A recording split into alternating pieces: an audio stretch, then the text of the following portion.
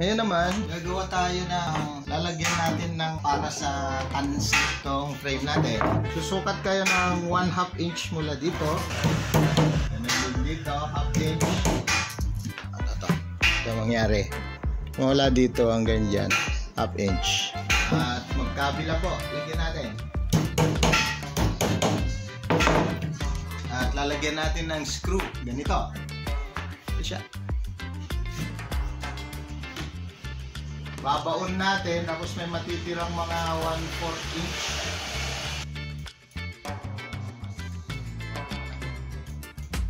Tatalian po natin ng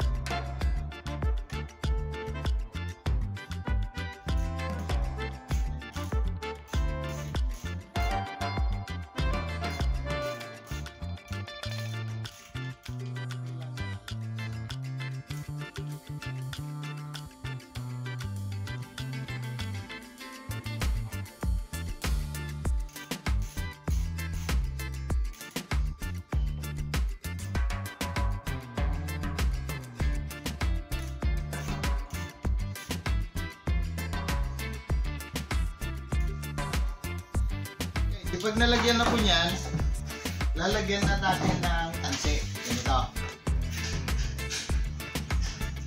Sukatan natin ng ganyan. Tapos doblehin. Yun na po yung haba. Una, pag halimbawa, ang gagamitin natin itong print na ito, dito yung likod, dito yung ikakabit dun sa clamp. Dun. Ganun. Diyan, ilalagay yung clamp. So, itatali na natin dito. Then, ganyan. Tapos, i-twist natin ng ganun. Hilain. Isa. Pwede natin ulitin para mas maigpit. Twist.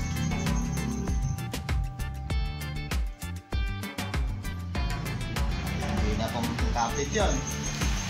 Ayun, magtatapat sila dito sa kabila. Pero magkakaroon siya ng loop dito sa ilalim dito dahil dun sa kakapitan niyang wheel, flywheel niya. Okay, tapos i-ano na naman ulit. Ganyan. At ito-twist. Kaya ganun ninyo. Tapos i-loop na ganun, ihilain. I-test natin, ayan.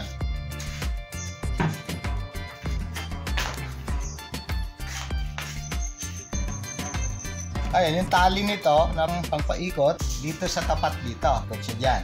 Pinakaunang kailangan itapat natin ito. At ito. Kailangan magkatapat po yan.